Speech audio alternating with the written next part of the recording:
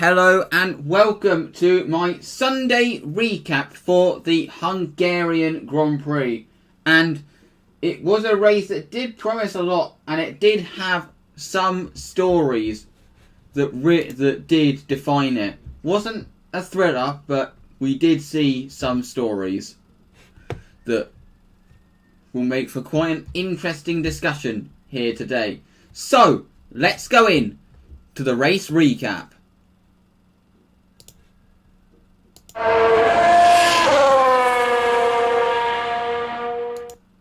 So, the race hadn't even started yet, and there was already drama as Max Verstappen there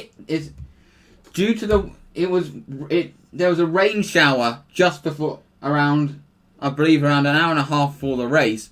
It wasn't raining that hard at this point, but the track was still very wet. And then Max Verstappen, it looked like he just broke too late and just skated off into the wall. And then he skated off into the wall. And at that point, we all obviously must have thought it's all over for him. The suspension was obviously damaged.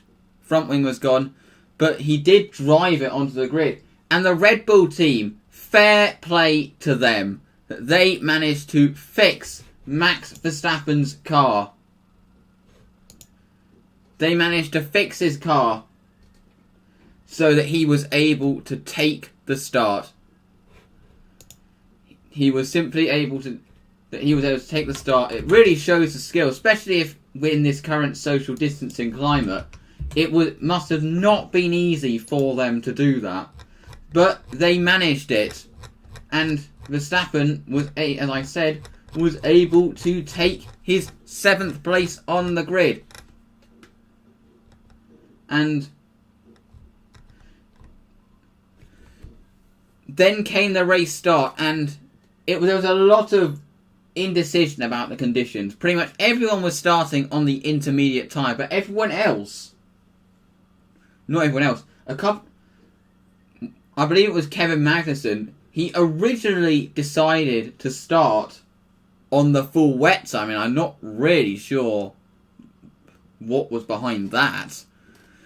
But in the end, and I was surprised more teams did not do that. Both drivers came in, switched to the slick tyres. I believe they went on to mediums, and that did prove to be an inspired choice in the end. And also you had Danny Kvyat requesting on the radio to do the same thing. The team didn't allow it. I'm pretty sure that Danny Kvyat's not going to be that happy about it. The fact that they didn't allow it, considering how it worked for the Hasses. So, the race got underway, and Valtteri Bottas did actually start moving too early, but then he stopped.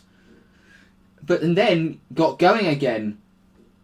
He didn't get a penalty for it in the end, and I personally think that was the right decision, to be honest, because yes, he did jump the start, but he already was punished for it in a way. He already served his punishment in a way, so there was no need for further punishment, which is why I thought Kimi's penalty in Sochi last year for doing a similar thing but worse was a little bit harsh, because as a result, he then stopped and then got going again, which lost him a lot of ground. As you can see, he dropped from all the way from second to around 7th. It did cost him in the end. So I personally believe that he had served his punishment for the mistake, and no further penalty was necessary. But Hamilton led the way. The Ferraris started really well. Lewis Hamilton led the way going into the first corner ahead of Lance Stroll. But then you had Max Verstappen versus Sebastian Vettel. Verstappen eventually managed to get ahead in the end. And Perez was in between the two Ferraris. But then the track started to dry, and this is where it was proved how much of an inspired choice Haas really made. Because Hamilton did rejoin. Hamilton Verstappen rejoined ahead. Verstappen then managed to get ahead of Stroll. Was ahead of Stroll, but they found themselves running in the high reaches of the points. And now with the car that lacked the pace that they do, they were never going to maintain most of those positions. But it was for a team like Haas, and as I said, I was really surprised that, say, Alfa Romeo or Williams did not take that risk. I was very surprised that they did not take the other teams towards the back that would have had no hope of points without doing something like that. Because Haas would have had absolutely no hope of points had they not done that. So I was very surprised that more teams did not do that.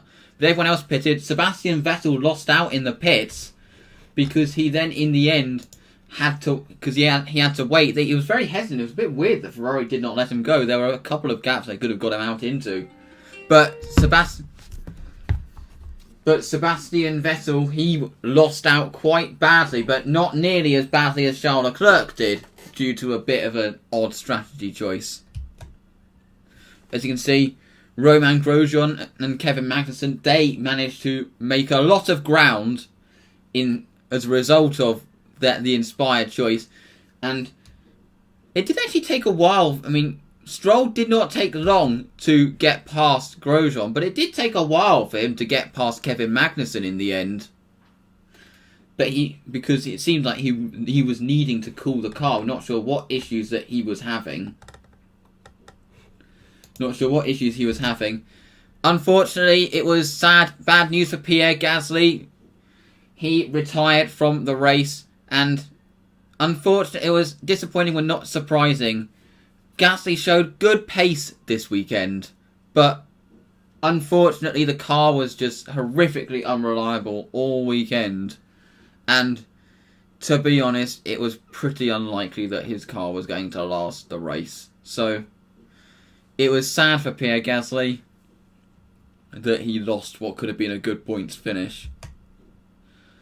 As you can see, Alex Albon was getting his elbows out after his bad qualifying. He was motivated.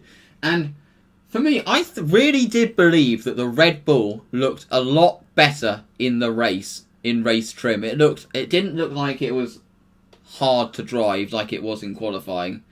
Maybe that could indicate it's qualifying that is the issue for them, which, being a sim racer who has issues with qualifying in a sim racing league, I'm not going to go into that much.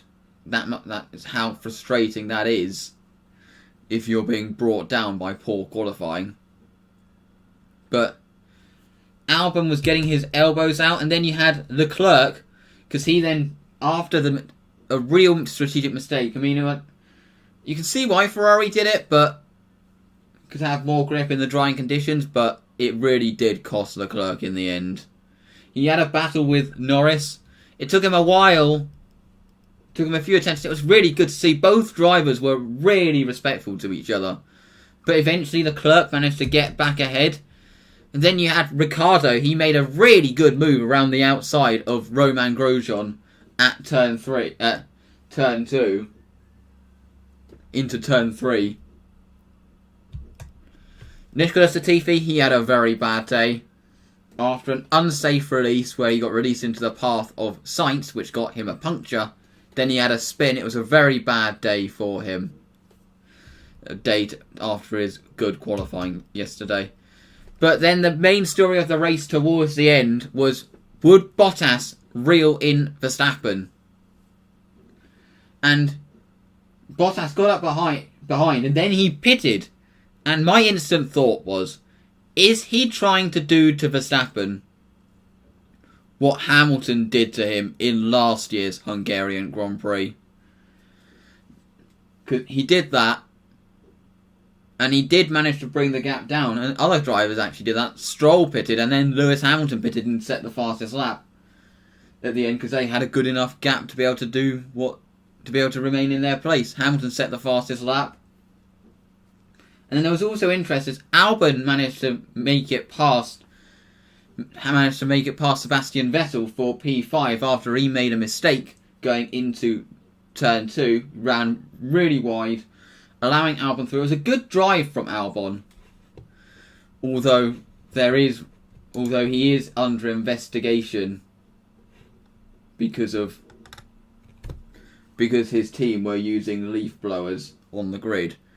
Some are even speculating it could be a disqualification for him. I really hope that that's not going to be the case, because he drove really well in that race. He drove really well.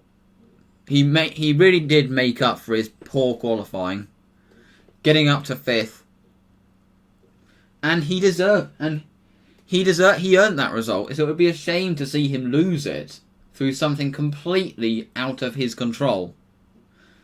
But then you had once Albon passed Vettel, he came under pressure from both Perez and Ricciardo, who was on a charge, having been the latest of the 2 stoppers to do his last stop.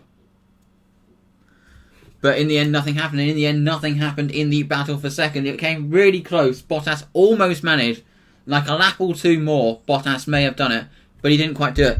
But Lewis Hamilton took the win, and he drove a picture-perfect race, to be honest. Pole position, fastest lap. The only hitch that he had was a slight delay in his pit stop. Other than that, it was an absolutely perfect drive from him. He was untouchable.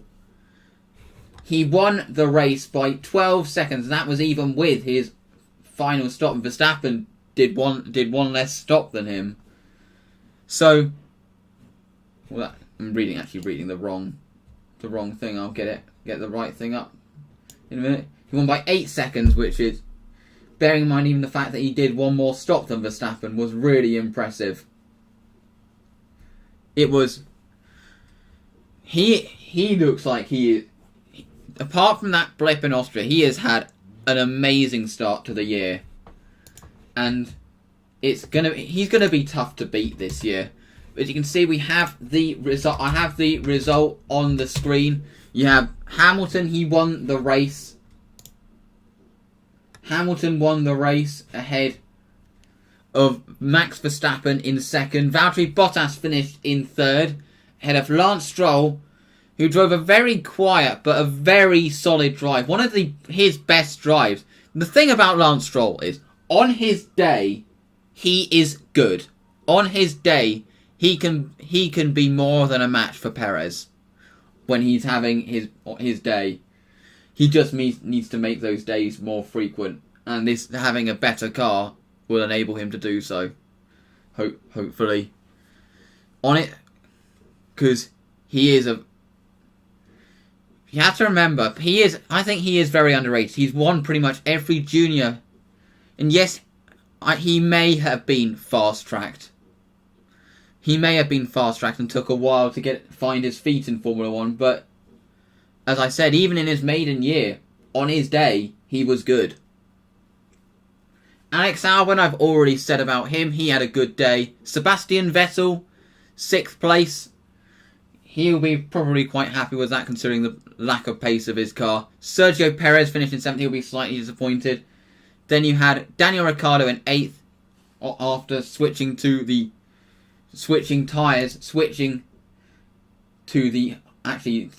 hard tyre. No, it's the medium tyre that he switched to late, finishing in 8th. Then 9th place, it was Kevin Magnussen, picking up Haas's first 2 points of the season. And Kevin Magnussen has to be, as I said, they were never going to hold on to their places at the high ends of the points, but I think they'll be quite happy with 9th place to get a couple of points, especially considering their car is pretty much the Williams, I believe, is on par with the Haas now. Then you had Carlos Sainz, who passed Charles Leclerc at the end. Charles Leclerc, his strategy was completely ruined by that choice to go to the softs. It was a real strategic mistake from Ferrari, because that meant that he had to switch to the hards early, and then by the end of the race, his tyres were gone.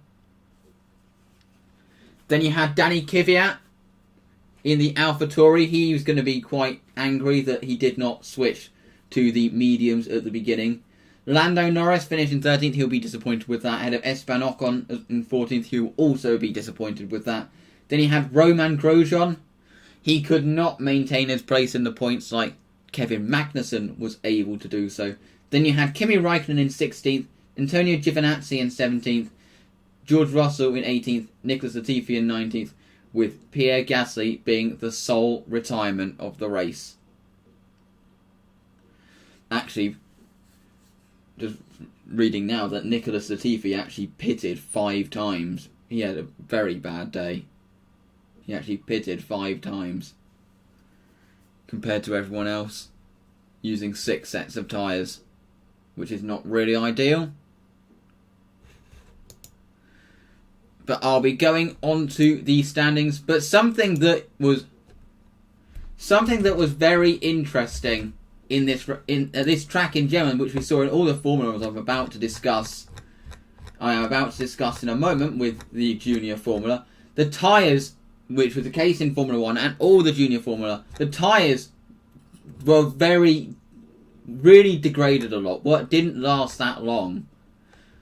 I'm not sure why that was. It could be perhaps because the rain washed out all the rubber, which meant that the tyres didn't grip as much, meaning obviously more wear. But you don't usually see this level of tyre wear. Even with a shortened stint, pretty much no one did. There were a lot of drivers that did 2 dry stops. Even with the shortened stint with the shortened time on the dry tyres because of the rain, because of using the inters at the start. And then those that did pit only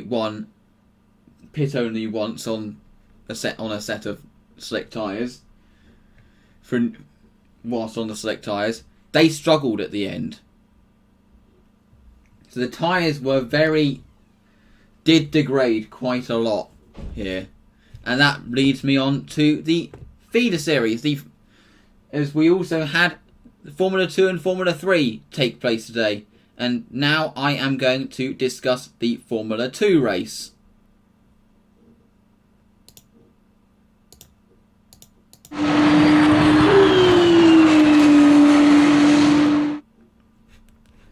It was another crazy Formula 2 race. It really has been a very exciting season in Formula 2 so far. It was a very exciting season. It was Callum Ilott who took pole and he led away. But whilst Luca Giotto managed to move up into second ahead of Delatrez and Mazepin, Callum Ilott was pulling away at the start. Dan Ticktum, it's been a tough weekend for him. He retired early on with mechanical troubles. But Mick Schumacher was on the move towards the early parts of the race. Here you see him getting past Nikita Mazepin. But and then you saw him, he was on a charge as he managed to get past Delatrez. And he was quickly followed suit by his teammate and championship leader Robert Schwartzman. But the interesting thing was, pretty much everyone, or most of the drivers, pitted in a sprint race, which is really unusual. As you can see, Callum Ilott in the pits.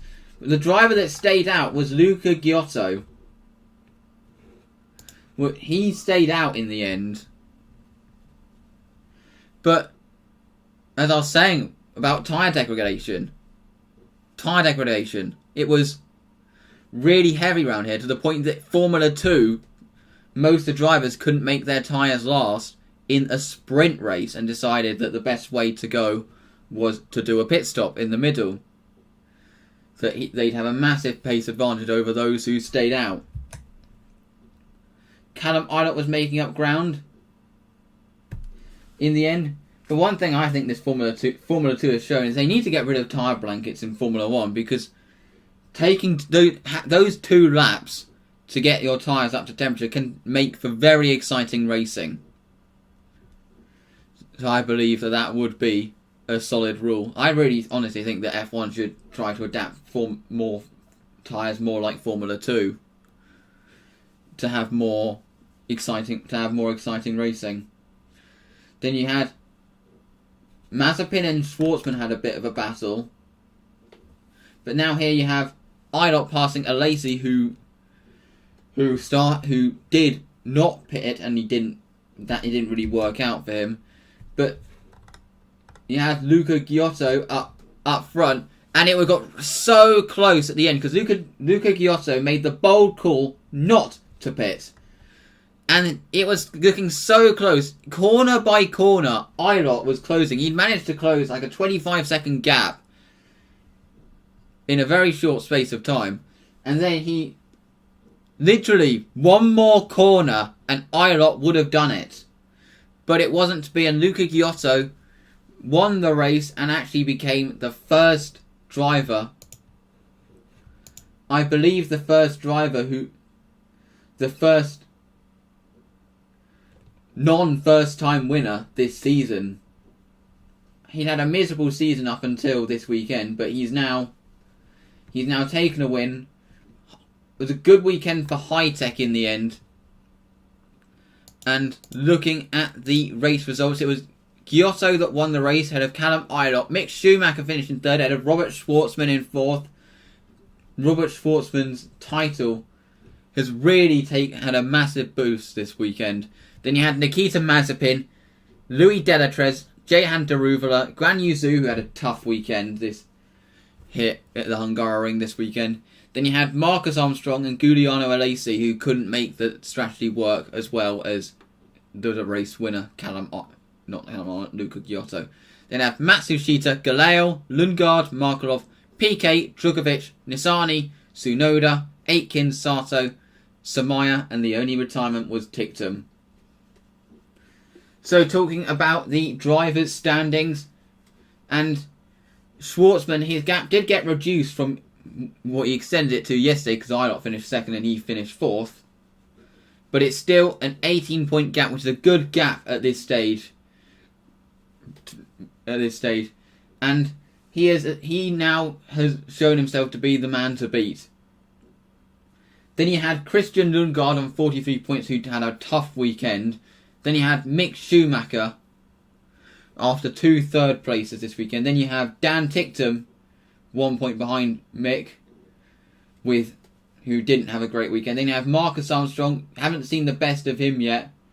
Felipe Drugovic in 7th. Then you have, who's level on points with Guan Yu Zhu, who obviously we know what he is capable of, having seen what he would have potentially done in Austria had his car not let him down. Yeah, then you have Louis Delatrez, and Luca Giotto, after his win, rounds out the top 10. But there are many drivers below the top 10 that have shown potential, like, for example, Mazepin, Tsunoda, Aitken as well, that haven't been able to show. Markelov as well, having been very unlucky so far this year. But an interesting thing I am finding from Formula 2 this year is a lot of the experienced drivers from last year seem to be really being shown up by a lot of these new rookies, such as Schwartzman and drivers like that. And drivers like, you've got Matsushita, Aitken, although Aitken has shown pace, you've got Markelov, and many other drivers who are outside the top 10 that were very fast last year. Also, you have Delatrez only in 9th as well. That these new drivers that have come in and instantly hit the ground running, mainly these F3 graduates that have come in, instantly hit the ground running, they have caused the experienced drivers to fall back in the pecking order. But going in, it's going to be very interesting to see whether Robert Schwartzman can maintain this form when we go to the Silverstone doubleheader and to Barcelona. It'll be very interesting to see, but judging by the current signs, I'd say it's going to be quite hard to beat Robert Schwartzman for this championship. But now, from one junior formula to another, it is now time to talk about the Formula 3 race.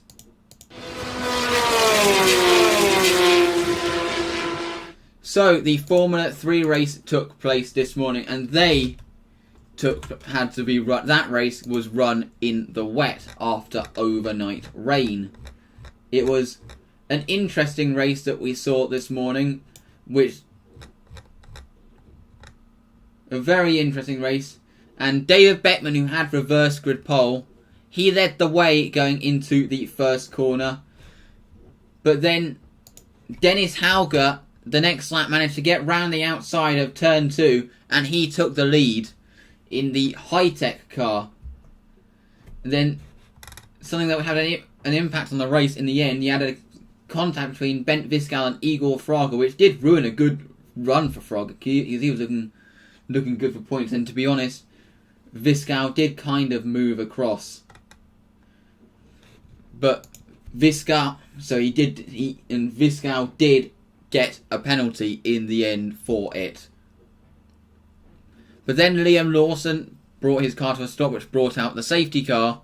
His second mechanical failure from 2 races. Been a very unlucky weekend for Liam Lawson. And then, as the safety car came in, then you had a battle between Viscal and Sargent, and Viscal managed to get round the outside of Logan Sargent, but he did it crucially off the track. But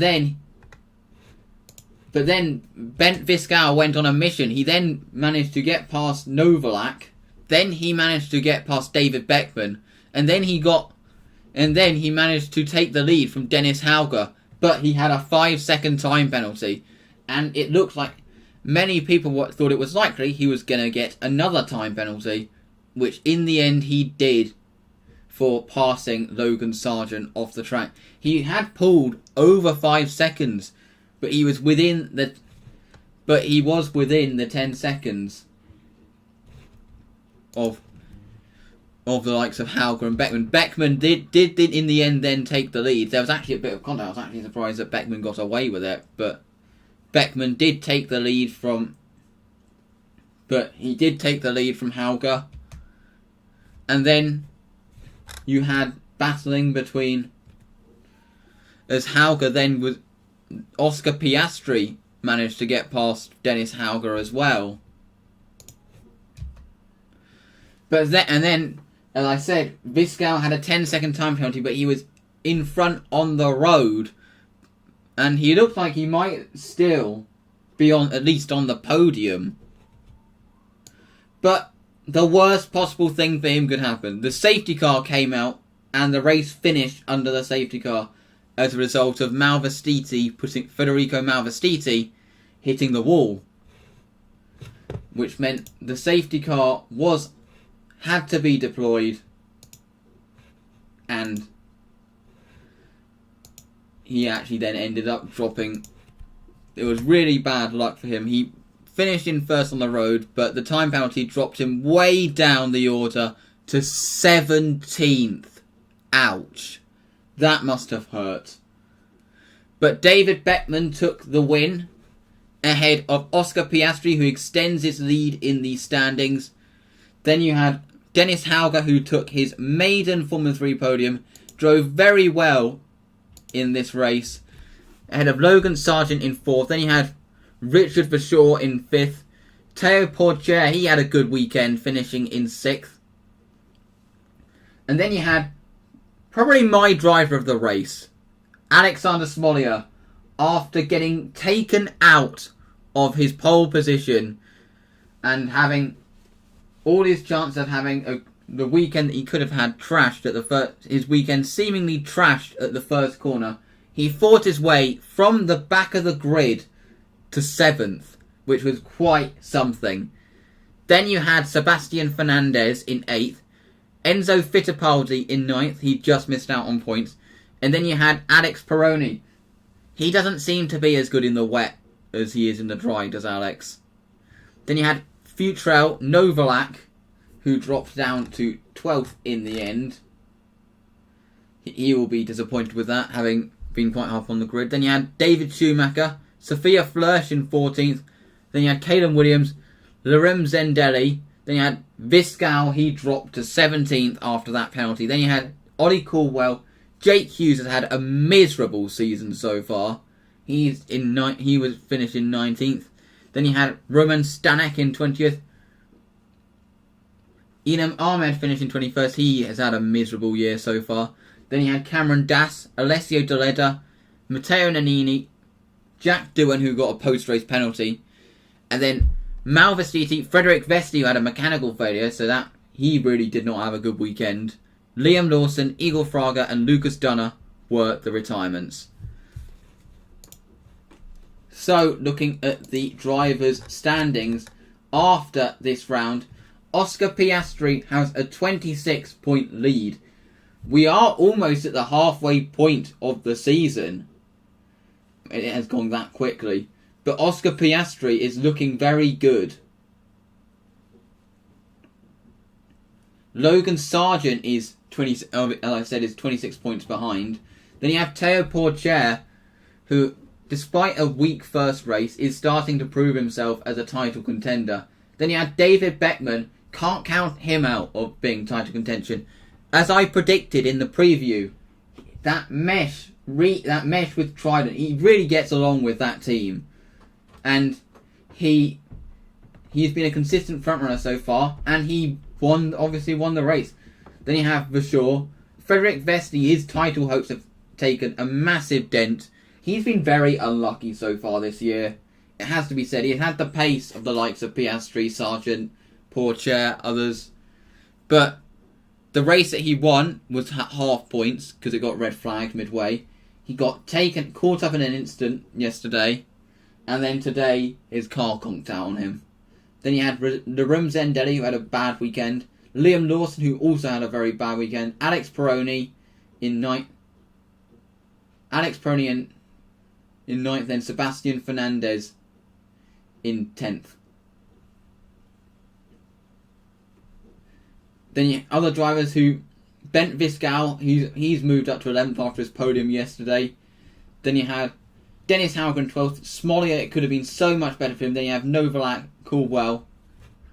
At the moment, you have 18 drivers still yet to score points. There are a few drivers that definitely have the pace to score points that haven't yet. But that is the Formula 3 at the moment. Prima, they are having a good season in Junior Formula, aren't they? Leading the drivers and the constructors in both feeder series. But now it's time for the team-by-team verdict for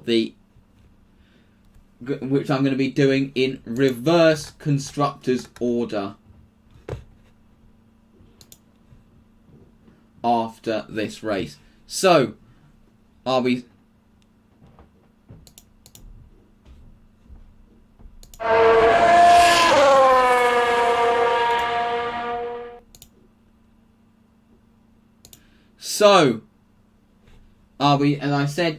doing it in reverse team order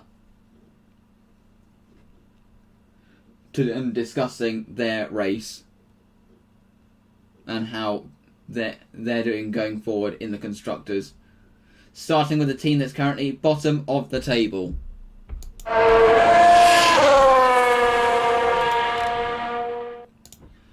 They could not capitalise on their good qualifying. They lacked race pace. And as I said before, I think they could be kicking themselves for not taking the risk that Haas did, considering how much it paid off for Haas. Considering I do believe that it could have worked out in similar fashion for Williams.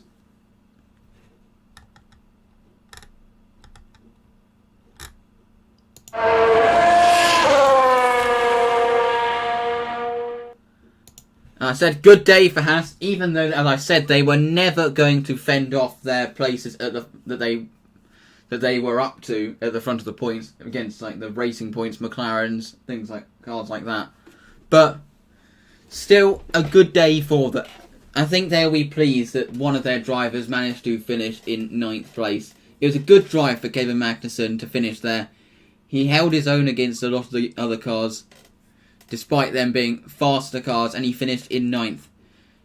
And as I said, it was a really good gamble to pit at the end of the formation lap for Slex, which, as I said, which as you all know, it really worked out for them.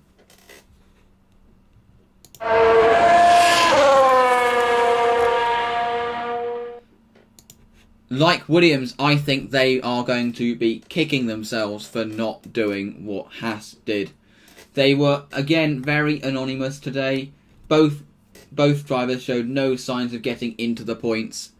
And they really... Both Ferrari customers are also suffering from Ferrari's engine deficit as well as Ferrari.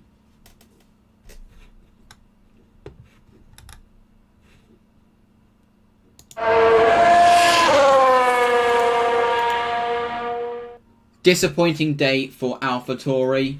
In the end, Pierre Gasly, as I said, he showed good pace during the weekend, but his car wasn't reliable. And it was unlikely that it was going to last the full distance. And Danny Kvyat, I think the team will be regretting that they did not listen to Danny Kvyat, because considering how well it worked for Haas in the end to do that, to pit at the end of the formation lap. Who knows where Kvyat could have finished in a faster car had he pitted at the end of the formation lap. Who knows? I think he could have gotten a good result. They made a mistake not listening to his advice. They should have. I personally think they should have listened to him.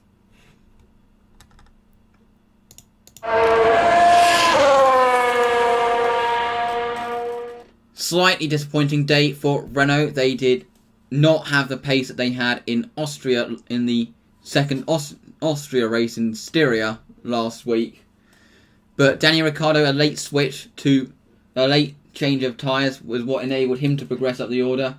Esteban Ocon, he'll be disappointed with 14th in the end.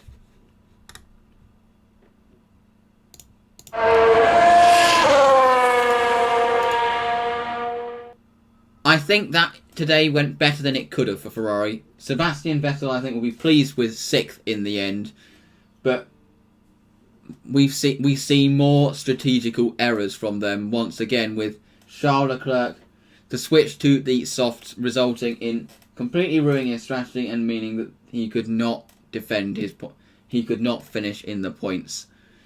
The fact that the Ferrari was able to drop out the points, even with the strategy error, that a Ferrari was able to drop out the points, does really show how much the pace, and also the fact that they were lapped as well. Both cars were lapped at one point as well. Really shows that how bad. And I think it's just a rocky road ahead of them. I think this weekend was what was supposed to be the full potential of the car, and I think that it's not going to be a quick fix. I can see them fixing it before the end of the season, because most teams are usually able to turn it around. But I think we can say that that they're not winning anything this year, Ferrari.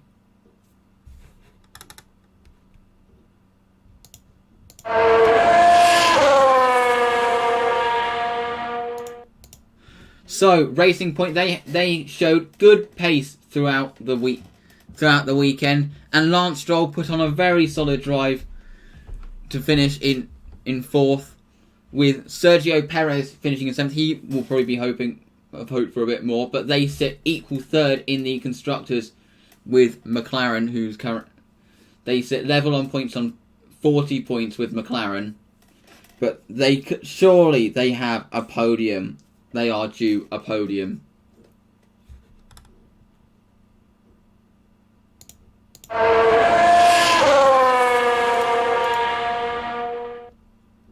Disappointing day for McLaren, getting only the 1 point. Lando Norris also dropped back. He had a bad start and not quite sure what happened. He just could not recover with the 1 point. But both drivers did get their elbows out, again, particularly against Charles Leclerc. They were quite exciting to watch. But it was a disappointing, after all the success in Austria, it was a disappointing day for McLaren in the end. But they'll be hoping that they'll be back on track, on form at their home track.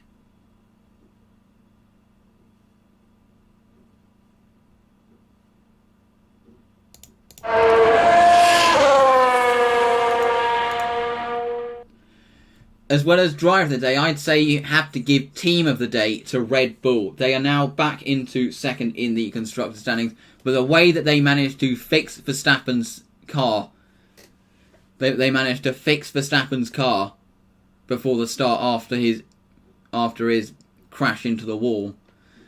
And as I said, the car seemed to be easier in race trim than it was in quali trim. Both drivers were able to seemed much more comfortable. Max Verstappen managed to finish in second place, fend off Valtteri Bottas. It was a very good drive from him, showing that we just are eagerly awaiting the time that he has a car that is capable of challenging for the title. Because once you give him that, he will make use of it. It'll be interesting to see how fast they are at Silverstone. Alex Albon, he drove very well to get up into 5th. But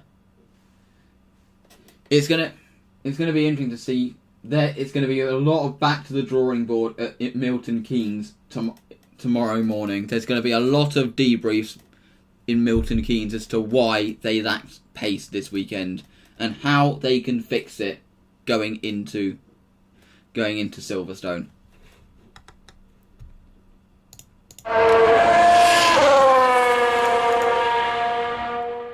And of course, we finish off with the team-by-team recap with Mercedes. And that car is just incredible. Lewis showed there was no way that he was going to lose this win. He was just dominant all the way through, and he duly took the win. He was just untouchable all race, to the point he could even make a pit stop at the end to set fastest lap.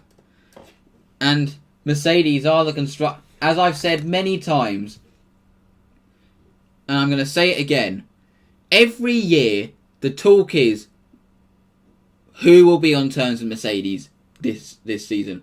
Will anyone be on terms with Mercedes? And assuming that the gap is going to be closed and that Mercedes are going to fall back, and then they turn up with something incredibly special, which is obviously what we have seen this year. They turn up with something special and turn out to be untouchable. They are running away with this constructor, and it's turning into 2014 levels of dominance. They have over double the points of their nearest rival, Red Bull. And they are the favourites. So, talking about the drivers' standings, it's Lewis Hamilton that leads the way. He is 5 points ahead of Valtteri Bottas in second. Max Verstappen, who is 25 points behind Valtteri Bottas in third. Lewis Hamilton looks to have taken charge, but Valtteri Bottas, I believe, has been closer to Lewis so far this year. Then you had Lando Norris. He's had a very good year so far. Alex Albon is currently in 5th ahead of Sergio Perez in 6th. Charles Leclerc is in 7th ahead of Lance Stroll in 8th. Carlos Sainz Jr. is in 9th. I think he will probably have expected more considering the car's pace. With Sebastian Vettel rounding out the top 10. Then you have Ricciardo, Gasly, Ocon, Magnussen, Giovinazzi, Kvyat, with Raikkonen, Latifi, Grosjean and Russell as the drivers who have not scored a point yet this season. So, that has been it. Be sure to join us on most likely Thursday. I need to decide whether to do the midweek recap when there's no race on Wednesday or Thursday. That I will obviously be letting you know before it happens. But thank you very much for watching. As I was saying to a few people who gave me some feedback yesterday, I am starting out and I am hoping to improve these recaps as time goes on. Now, after I've done the first triple header, I could really do with some feedback on what I can do to improve these recaps and what I can do to make it more engaging and more what will make people more interested to view, whether you view it live or you view it as a recording. But it would be really helpful if I got some feedback, because that could really help these improve. I plan on improving every triple header, after every triple header, and even do some improvements maybe even between each race, as I've some minor improvements even between. But that's what I aim to do. So if you could give me feedback on what I could try to introduce for the next triple header, could be very helpful indeed. But thank you very much for watching, and I'll see you for the midweek recap next week, for the midweek show. And then after that we'll see you in terms of the daily recaps, we will see you in Silverstone in a couple of weeks. Goodbye.